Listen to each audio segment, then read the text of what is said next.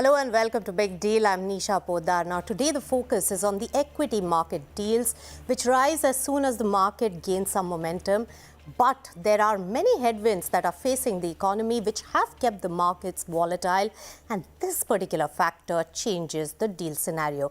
Let's understand from our experts joining us today on Big Deal, Deepak Ramachandra, the Managing Director and Co-Head of Equities at Axis Capital, and Rahul Arora, CEO of Nirmal Bang Institutional Equities. Gentlemen, so good to have you on CNBC-TV18.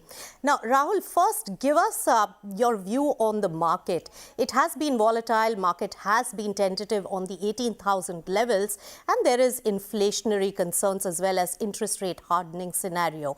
How do you view the market trajectory from here on? Thanks for having me on the show, Nisha. So I think you summed it up pretty well. I think, we're looking into a slowdown/recession in the calendar 23. This is going to be coupled with a slightly high inflationary scenario. Even though inflation will probably directionally come down, it's still going to be higher than comfort levels for most central banks.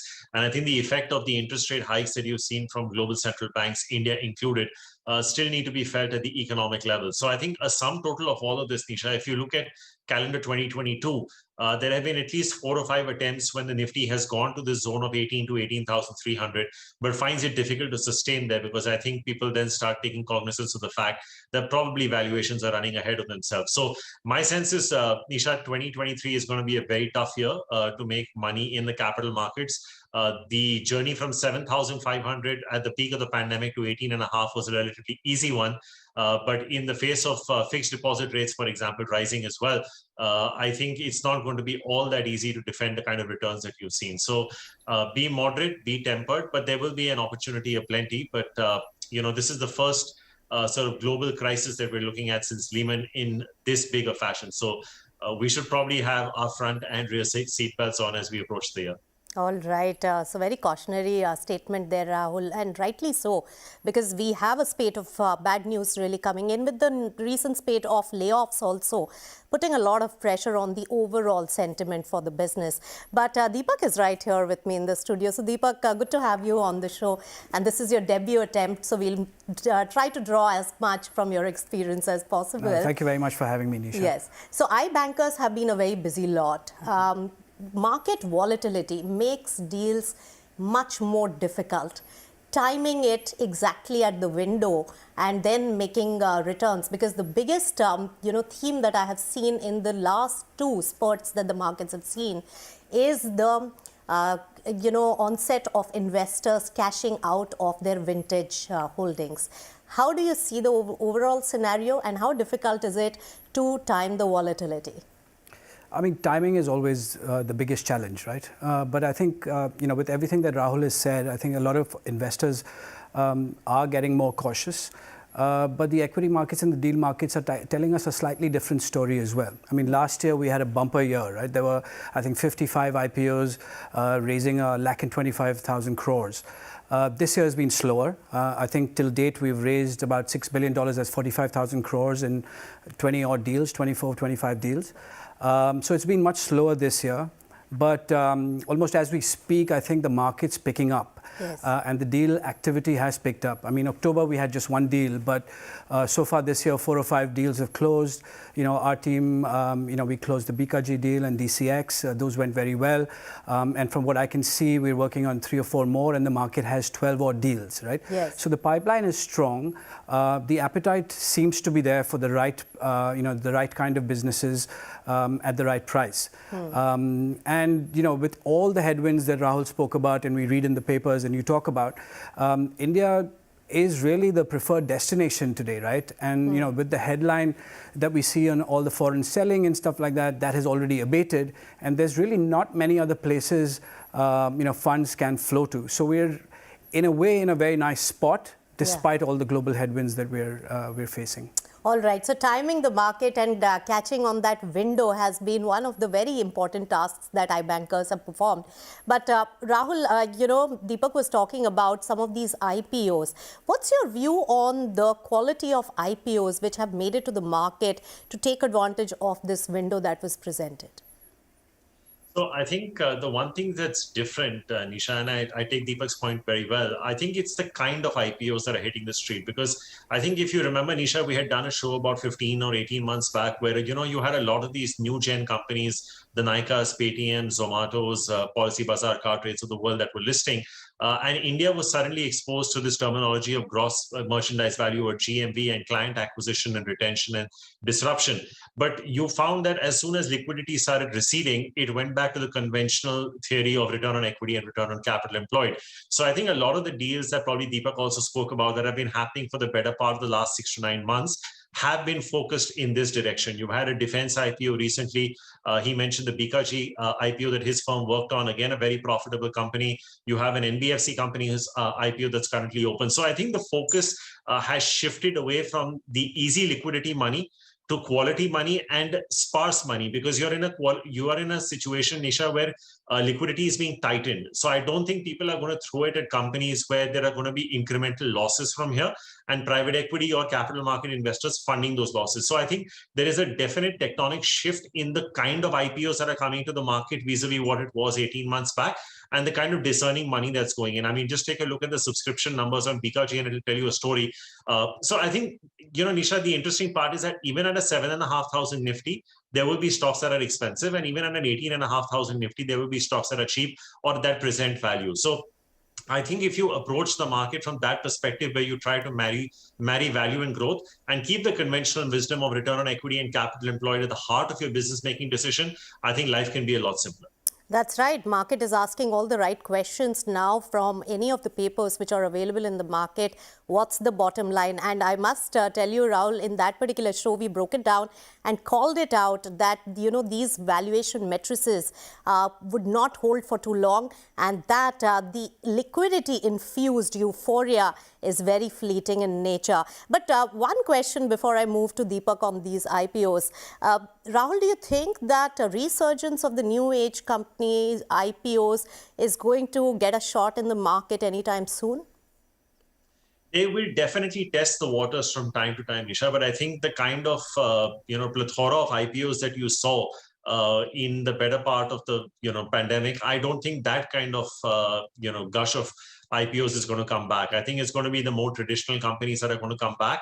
I mean, even if you look at a lot of these companies, right? I mean, look at what a Nykaa had to do to just prevent the lock-in from going away. They had to issue bonus shares. Zomato is now talking about, okay, fine, client acquisition was a thing of the past. We are focused on profitability. So I think the promoters themselves are being forced to think of ways to, get profitable and hold on to their investors when the time of lock-ins go out. So Nisha, I think the only other parallel that comes to my mind, and maybe my career has not been as long as a lot of investors. I've been in the market for about 20 years, but the only parallel I can draw is 2008, when a lot of real estate IPOs came out, and how many of them do you even talk about today, right? 14 years hence, you probably have just a handful of them. So I think the disruptors themselves could potentially get disrupted from an investment standpoint, and it's very possible if you're having this conversation a decade from now, a lot of these companies probably won't be discussed, but a lot of the IPOs that have come out in the last 6 to 8 months will not only stand the test of time, will probably grow into mid and maybe in the mid caps into large cap companies. So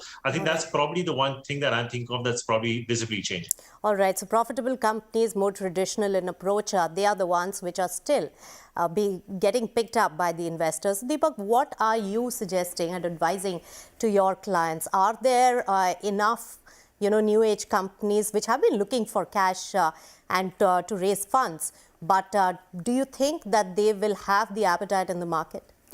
I think, Rahul alluded to it as well, but I think if there are some fantastic companies out there, right? But I think the crazy valuation metrics that we saw in the liquidity infused euphoria are no longer sort of relevant, right? So investors need to be more discerning in how they're valuing it and come back to more traditional metrics. But there are some fantastic companies there, and if they can demonstrate a path to profitability, I think there will always be appetite because, I mean, that's where the innovation is happening. That's where the disruption is happening.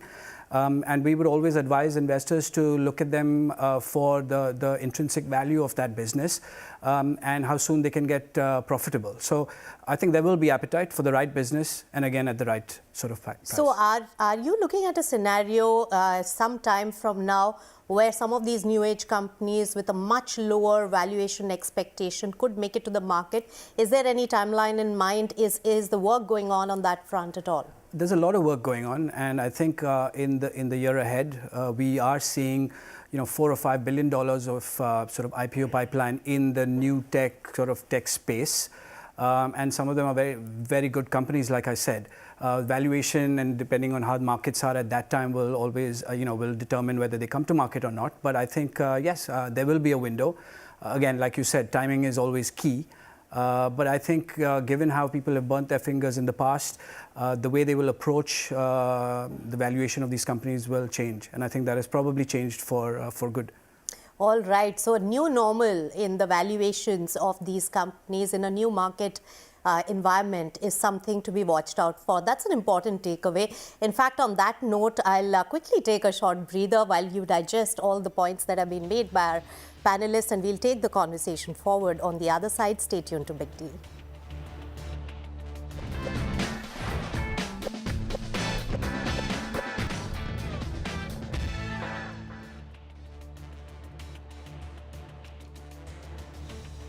Welcome back. You're watching Big Deal, and we are discussing the equity market transactions in a volatile market. Now, Deepak, we spoke about the IPOs and the IPO pipeline. Now, last year, at the same time, some of the companies managed to go ahead with their IPOs with euphoric valuations and bumper listings. Now, they are all coming to the next milestone, which is an important part of their IPO journey, is the IPO lock-in period getting over for the pre-IPO investors. We saw a huge amount of pressure and impact on Zomato earlier. Now, Nykaa has happened this week. Paytm and Policy Bazaar, and Paytm in particular, will be a cause of worry going forward. How do you see this IPO lock-in period ending? Also, with now liquidity going away from the foreign market as well, how are the investors from the foreign markets poised in this particular period? So I think yes, it's much talked about the lock-in coming off. There's a huge amount of paper to hit the market. Some have, like you said, in Zomato's case, obviously impacted the price. But I think we've had a phase where valuations have corrected, in line with how these sectors have performed globally. But if you think about it in the slightly shorter term, Nykaa actually today even, right, has held up very well, right? It's been very resilient. They have been quite strategic, to say polite. Yeah. But I think what we're seeing is there is sufficient demand. Now, I'm not saying there might be demand at this level, but these stocks will all find a level because they're all relatively good stocks in a space where where they're sort of differentiated, right? So, I think we will find a level. It's anyone's guess what that level could be, but just given the price action in recent weeks, we think that this price, the levels could not be too far away from here. And so that's an encouraging sign. Now, how are foreign investors thinking about this? Are you specifically asking about the lock-in period or the environment in general? Environment, especially connected to the lock-in periods ending. So will they take the opportunity as soon as the lock-in period ends? I think what we've found in the work and the inquiries that are coming from our foreign investors have been around this space. Now, they've all obviously had exposure to these kind of businesses in the markets that they are sort of domiciled in, the US investors and Asian investors. So they've done a lot of work. And for them, these are, either they've already come in the IPO stage and this is a way for them to sort of average down. But a lot of new investors have done a lot of work on these names with us. So we believe that appetite will actually be driven by some of these foreign investors as well. So that foreign money is there, and that's where the bid will come from. All right. But not to put away some of the domestics who are actually waiting for it to come to the right level. They're far more discerning and cautious on these names. But I think at a level, we've seen them come in as well. All right. There I have to give it to the domestic institutional investors who actually had much more prudent approach to the investments than the foreign investors. All right. So, Rahul, you mentioned about Nykaa, and I was asking Deepak about the other two which are also lined up. From the sense that I got from what Deepak said is also that most of the negative news probably is baked in, and the stock prices are substantially lower than their IPO price. What is your view on these companies, now Nykaa as well as Paytm, Policy Bazaar? So, Nisha, if I can just on a lighter note, the famous Maruti commercial, which actually spoke about the economy of the car, and the tagline used to be "Kitna deti hai." I think the question is you have to ask what kind of returns at what acquisition price. And as you very rightly pointed out, I think most of these new age technology companies, whether they were in fintech or consumer tech, are down to anywhere between half to about a fifth of their 52-week highs. Let's take a look at Zomato, since you were discussing that with Deepak a little earlier. I think Zomato's high was about $190, so thereabouts, currently trading at about 60, give or take. Now, you're sitting in a quarter where you have a 2020 World Cup and then you have a FIFA World Cup to follow. So obviously the delivery business is going to do really well. Now, these are just case in point. So now the question is, do you invest in these companies as a trade, or do you view them as long-term investments? But I think if the trajectory of profitability is all right, which basically means is if a company has done 100 crores of losses in year A, if that number can come down by 15-20% and I have visibility of that, I'm okay if the losses are there, but they're coming down. But because the prices are at 1/4 or 1/5 of 52-week highs, it becomes a slightly more compelling investment argument. So this can probably be applied to across the board. Nykaa is obviously probably more an urban or a tier 1 or a metro kind of a story. So if you're positive on, urban discretionary, I think Nykaa at the peak was about 2,400-2,500. So these are cases you can make. I think a lot of these are at interesting price points. Nykaa is an exception because I think it does make a profit and it has a marginal return on equity as well. But I think if you try to marry the fact that losses will come down, it's not going to require further private equity money to fund the losses, and the fact that they've come off substantially, they may not be bad trades or investment ideas. All right, so quite compelling at these price points, and also, but I would think about the pre-IPO investors who invested at much higher valuations and may be under pressure to really cash out, because for the time being cash could be king and they may want to cash out. So that's one of the aspects to really watch out for. Can I make a yes. point there? You talk about the pre-IPO investors and the private equity investors who might want to cash out. Now, they've identified these companies very early on. They're sitting on, despite them, many of these have come off quite a long way. They're still sitting on very good returns. But our conversations with our private equity, clients, they've displayed a pretty good sense of responsibility around it. They want this to happen in an orderly fashion. Right. While they obviously want to time the market and get the best price out, I think they want to see it in an orderly manner, right? And continue to be sort of responsible partners to whichever companies they've invested in. Yes. Because they all own fairly significant stakes in these companies. So unless it's a full exit, they would want this to happen in the smoothest possible manner with the least impact. That's a very important point, and that's what I was watching out for in Zomato as well, and that's where an investment banking advisory also comes into play to a large extent. And also the founders' relationship with the investor community is also very critical at this point. But let me jump to another important asset class that we have built over the years, and in an interest rate hardening scenario where capital is going to get expensive and equity market volatility may not give you that premium pricing. At that time, REITs and InvITs are coming handy for many capital intensive sectors. What is the action there? Yeah, those two spaces are just absolutely going to roof it, I think. Like you were talking in the break, the space is ready to explode. We've had some good transactions over the last year or so. The people are understanding these products much better. The REITs, obviously, with anybody who wants a yield, but the growth pickup of equity, yes. that's a great sort of way to do it.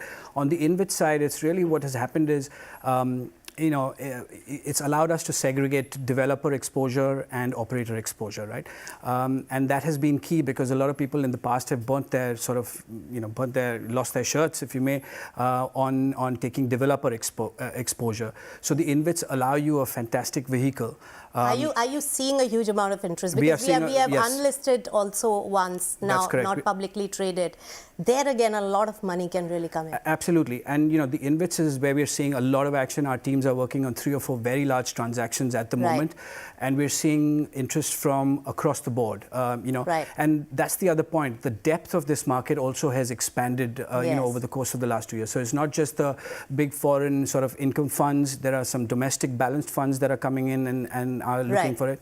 There are family offices that and with the thrust on infrastructure development by the country. Rahul, very quickly, your end note on this particular space. How bullish are you on this? Because is, in an interest rate hardening scenario, in a volatile market, a safe investment with a fixed and equity combination, which REITs and InvITs present, could be a safer and a more cautious approach for many investors? So I think, Nisha, the best way to look at it is it's an alternate investment class. So when you talk about alternate investment funds and a reasonable amount of exposure that goes into it, it's the markets in India are not that deep and penetrated or liquid on the non-equity side, which is debt, and the Reserve Bank of India and the government have been doing whatever they can. The good part, Nisha, is that especially on the InvIT side, the government of India itself is doing a lot of deals. Whether it's gas pipelines, power transmissions, and a lot of others. I think a lot of road projects are coming through InvITs. And when you have the government of India, going down this route, it becomes that much more reassuring for the private sector to go down. As far as REITs are concerned, I think you and Deepak have summed it up very well, because you look at yield and, even as an equity investor, sometimes you look at dividend yield and free cash flow yields of companies. And a lot of these, sometimes if they can give you, like 8.5%, which I know are not fixed deposit rates right now, they become very, very good investments. So just take a look at the two largest REITs that are listed on the stock exchanges. Embassy, which owns assets like, Express Towers in South Bombay and a couple of very marquee properties in BKC, and Mindspace, which owns pretty much most of them in the Mulund area. So if you have in leaders in the space where they have the bulk of the assets, I think you can look at it as a possible alternate investment class, because I know for a fact that a lot of AIF fund managers actually are looking at deploying a lot of incremental money down this route. So as Deepak rightly said, I think this is a space that's going to expand. It's going to get deeper. It's going to get more liquid. And it's a fantastic proxy to play the equity markets on an uncertain time. Also, if I may add, not looking at it from the investor class, but from the point of view of the companies which have fewer options of getting cheaper funds or funds at this particular period, with capital getting expensive on the debt side and equity market maybe not giving that value, this could be a great way of really offloading the capital intensive projects which are already, commissioned, and then pump in the rest of the money and the bandwidth that the balance sheet has in building new projects as well. So that's one of the critical areas where REITs and InvITs can really play a very important point. Thank you so much for all the insights, and this discussion is going to continue on equity market deals. Thank you so much, Deepak, as well as Rahul, for joining us with your insights. With that, it's a wrap on Big Deal. Thanks so much.